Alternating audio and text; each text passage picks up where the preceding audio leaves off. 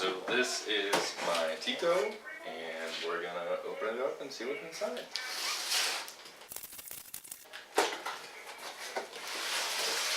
Let's see here, we've got a quick start guide.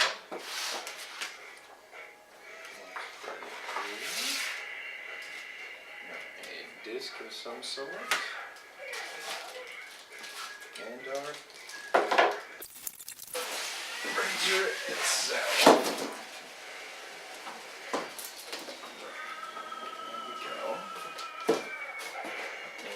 Just another piece of foam in there. So that's pretty much everything we've got.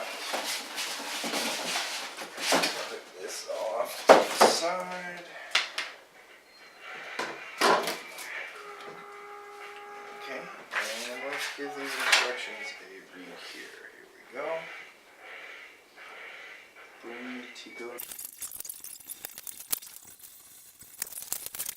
It's alive. Give it plug it in. How about that?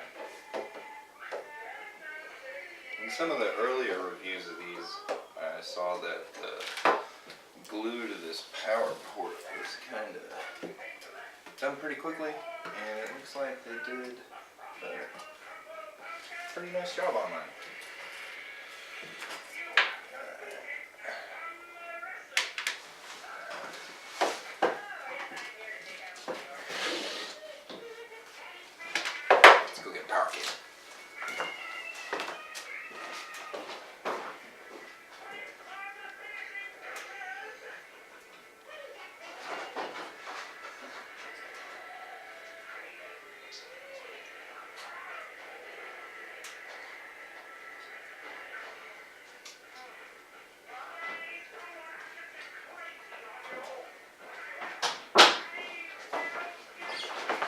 Ourselves our handy dandy extension cord. Plug that in.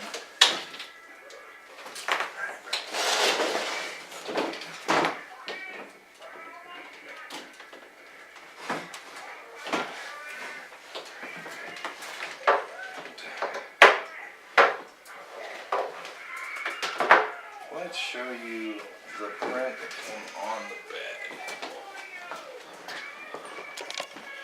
Sorry, you're on a stand here, guys, so it's going to be kind of funky. Here we go, and this is what they sent on it. It looks pretty rough, but it does look like it was actually printed on this machine, unless they just took the bed off, swapped it out. This here is our TIKO PLA, which looks in there pretty good. So I'm going to need my hands for that. Here's a nice close-up look of all sides of it. There's the TIKO emblem. Actually, it looks like it's a little smudged. A little smudge on there. Nice. Alright, put y'all back over here.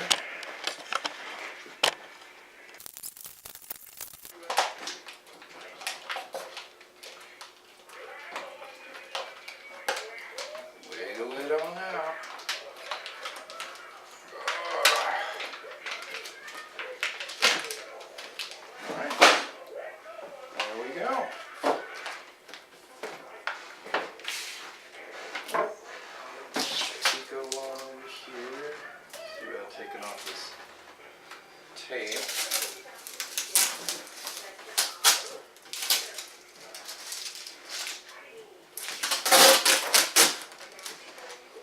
Looky there. I moved the whole thing.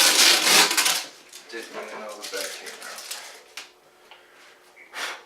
Well, I probably need to take this off here anyways.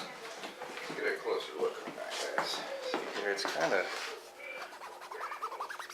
a weird surface, almost rubbery plastic, kind of raised in indentions. It's not perfectly flat or smooth like glass would be. Alright, let's go ahead and pop that off of there. Came off pretty nicely. So, junk out of the way. Let's breathe life into this thing, huh?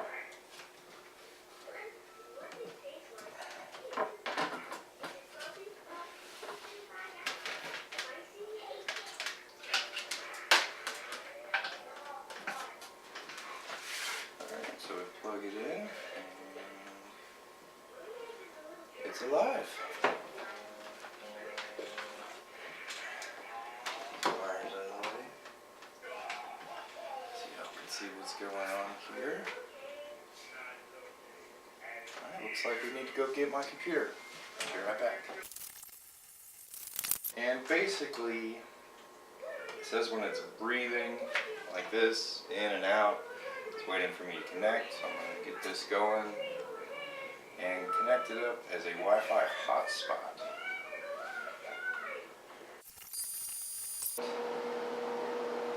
This is connecting to TIKO. Looks like we got a solid light from that, so that's good. Now we go to our browser.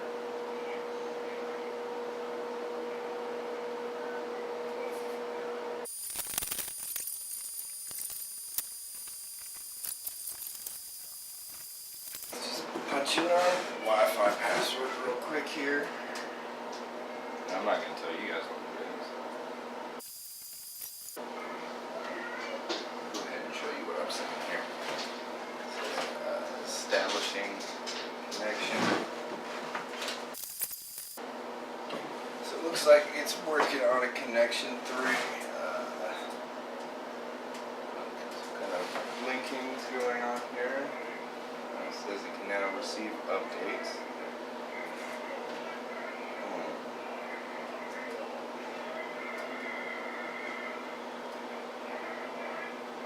Okay, so the dimming says it's downloading an update. So who knows how long that's going to take? Looks like I need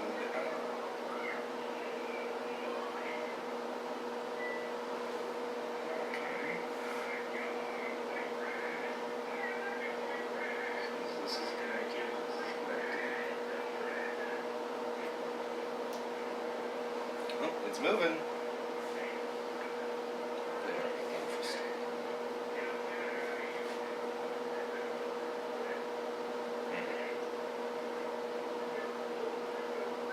That's off. Now they're on again. And it's moving. I guess this is some kind of self-calibration, homing. Can't really see what's going on. Underneath. Tiny little nozzle.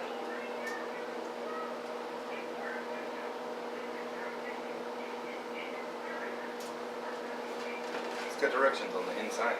It's pretty smart. They should lose these.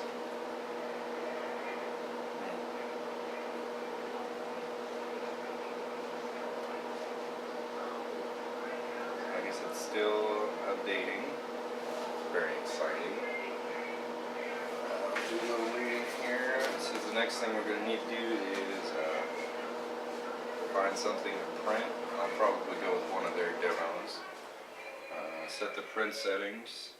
It says it's preset, but in case you want to change them, you can. It says you can change temperature, layer thickness, and infill density, and then support structure. And that's about all it gives you for print settings on this. Let's see here. Then it's going to want me to load the filament, and we should be ready to print after that.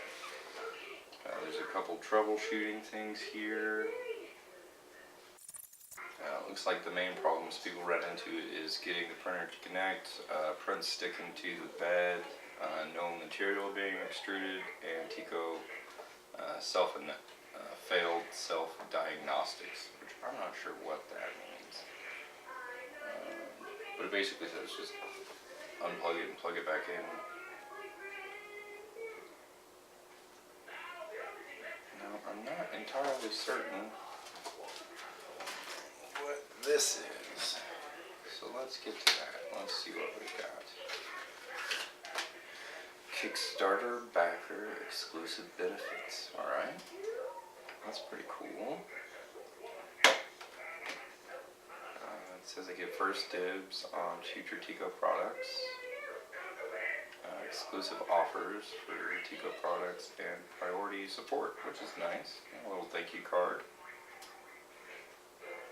Thank you. And then this is a safety and compliance. So this isn't even, I thought this would be a disc, and it's not. It's just little pamphlets. Probably stuff they have to put in with a product like this that ranges to certain temperatures that can be dangerous. So this is probably just warning about that. They didn't want to put that in a quick start guide, so they put it in this little booklet instead. Still blinking, so I guess it's still updating. Reconnect.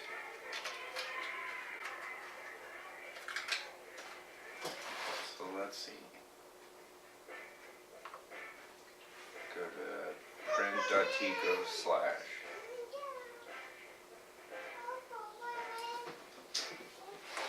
Put that and see what happens.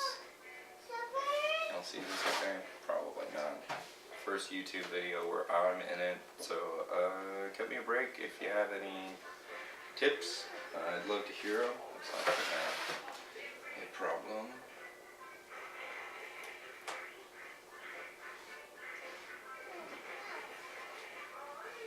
Pretty far from my internet in this room, so I didn't expect. I mean, duh, it runs through Wi-Fi, so I guess that's on me. Sorry about this low connection, guys. I tell you what, I'll try a fast forward right here. If it doesn't work out, I'll just switch to this, cut it in, just my time-lapse video, and once we start going again, I'll get right back to you.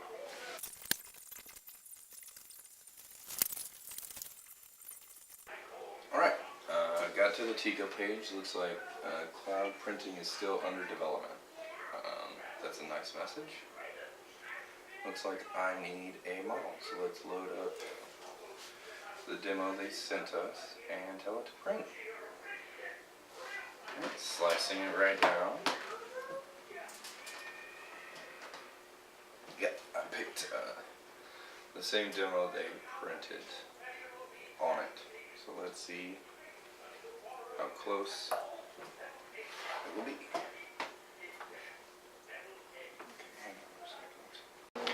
Alright guys, I'm back. My battery died on me, so I've been time-lapse filming my first few attempts to print with the TIKO. First of all, loading the material was really kind of tricky for me. It took about 4 times to push it through at the proper time, and then push it through enough so it didn't get hung on anything, and then it started printing. It looked like, to me, it was generating support material at first, and I was kind of upset about that because I wanted to see through this cube, but it appears that it was just stringing, which is pretty infamous for the TIKO.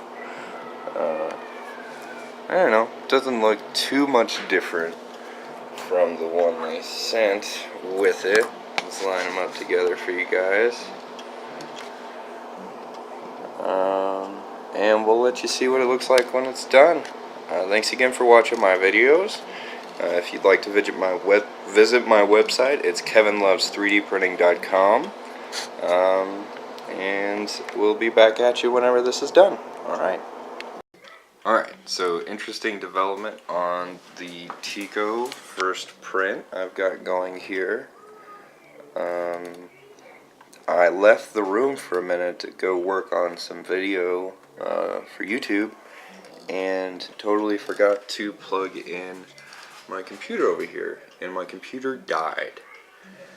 And any other time I've started a print on a computer with a 3D printer and my computer's died, the print has stopped. Not so with the TIKO. The TIKO is still cranking it out, and it's just plugged in to the wall, and that's it. and it's just going, and it's amazing. So I thought I'd let you guys know about it. Still like a really stringy print. I mean, not terrible. Like it's not a big glob. You can see kind of what it's supposed to be. You should clean it up and it should look okay. Not as clean as the one that came on it though. May need some calibration from travel. But still really cool. My computer totally turned off and died, and the print is still going. So I thought I'd let you guys know about that sweet little feature. Alright, we'll see you when this print's done. Okay, so this print is finishing up here. It should finish pretty soon, and I just want to give you guys a couple thoughts about the TIKO. I've had a couple printers. I've got a Zortrax M200, which is a pretty pricey machine, but incredibly useful. I mean, it's got great precision. It's very easy to use. The filament you have to use is proprietary, so you have to buy it off of Zortrax, but it's not incredibly expensive, and I like using it for my higher end prints. My first printer was a Solid Doodle 3, and it printed pretty good, but there's not a whole lot of support for Solid Doodle since they've gone under. I mean, I can stand on it. It's made out of strong metal. It's a pretty sturdy printer, but I'm having problems calibrating it, and I just discovered there's an issue with the temperature where it's like 30 degrees off of what you actually set it as, the Solid Doodle 3 that is. So to get ABS to print on it, you actually have to kind of do some funky math to get the correct temperature to get it to print. And then I have a Prusa from GearBest. It's a kit I built, and occasionally I get really nice prints off it, but most of the time it's a ton of fiddling and calibrating and resetting settings to get it to print correctly. I have a lot of trouble getting the bed leveled properly on that machine, but I mean, this is really cool. It levels itself. It prints without a computer. It's pretty decent if you want like a rudimentary basic concept printed. Like, it's not too bad for a concept model machine, especially for the price. And the light system on it it's really growing on me. I really like the light. At first I was like, oh great, another cheap little printer, what's the big deal? Well, let's see what the big deal is. I mean, we got a big old blob of leftover stuff on top here, a lot of stringing, but you can clean it up and you understand, like, this isn't something I could make with my hands. I mean, it's pretty good. Not too terrible. Not the same as what they sent. Not too terrible. This is the one I just printed. This is the one they sent. It looks like this has been clipped somehow. Maybe it's just a calibration difference. This one also appears to be darker for some reason. Maybe more infill. I'm not sure. But, I mean, pretty cool.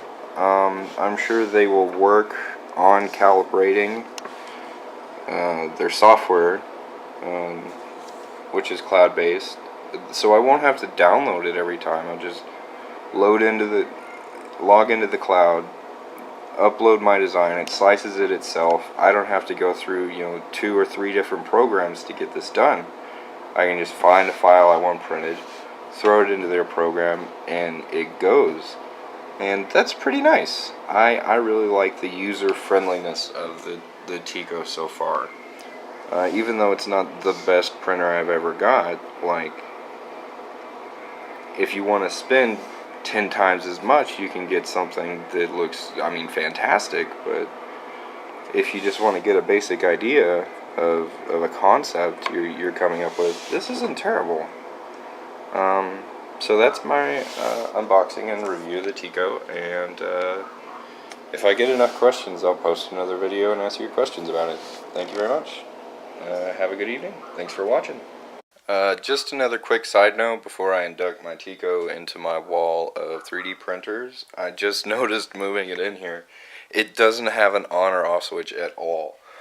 So basically every time you want to turn it off, see, I've got it plugged in right here over here, and it's just blinking. So basically every time you want to turn it off, you have to unplug it, which isn't terrible, but I don't know, guys, come on, an off switch. I don't know. Just another note.